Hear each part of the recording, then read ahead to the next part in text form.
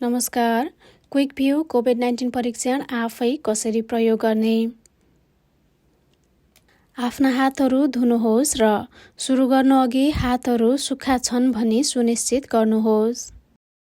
Box खोल्नुहोस्।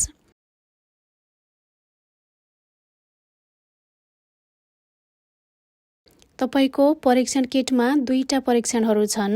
त्यहाँ दुईटा ट्युब, एक ट्युब होल्डर, दुईटा स्वाब र दुईटा टेस्ट स्ट्रिप हुनेछन्। ट्युब होल्डरमा ट्युब राख्नुहोस् र क्यापलाई हटाउनुहोस्। यो खोलबाट स्वाबलाई निकाल्नुहोस्। कृपया स्वाबको छेउलाई नछुनुहोस्।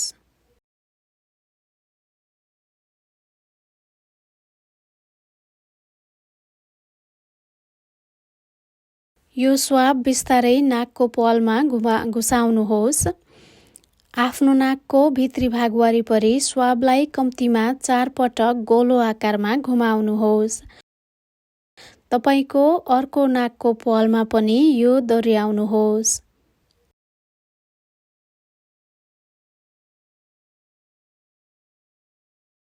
स्वाबलाई ट्युबमा तल छुने गरी राख्नुहोस्।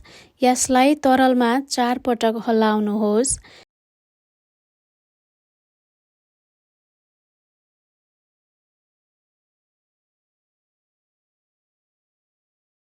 एक मिनेटको लागि तरलमा स्वाब छोडिदिनुहोस्। तपाईले सकेसम्म धेरै तरल पदार्थ निचोर्दै ट्युबको भित्री भित्तामा रगेटेर ट्युबबाट स्वाब हटाउनुहोस्। स्वाबलाई ट्र्यासमा फाल्नुहोस्। परीक्षण स्ट्राइप खोल्नुहोस्। एरोले भुइँतिर देखाउँदै ट्युबमा परीक्षण स्ट्राइप राख्नुहोस्। टेस्ट स्ट्रिपलाई ट्युबमा 10 मिनेटको लागि छोडिदिनुहोस्। ट्युबबाट परीक्षण स्ट्रिप हटाउनुहोस्।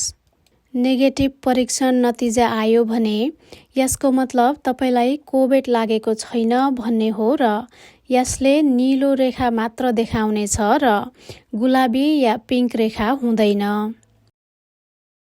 तपाईलाई कोभिड लागेको छ भने नीलो रेखाको छेउमा नीलो रेखा र गुलाबी रेखा दुवै हुनेछन्। नजिकबाट हेर्नुहोस्। यदि मधुरो गुलाबी र नीलो रेखा छन् भने पनि सकारात्मक परीक्षण आएको हो भन्ने बुझिन्छ। यी सबै कोभिडका सकारात्मक परीक्षणका उदाहरणहरू हुन्। सबै प्रयोग गरिएका किटका टुक्राहरू ट्र्यासमा फाल्नुहोस्।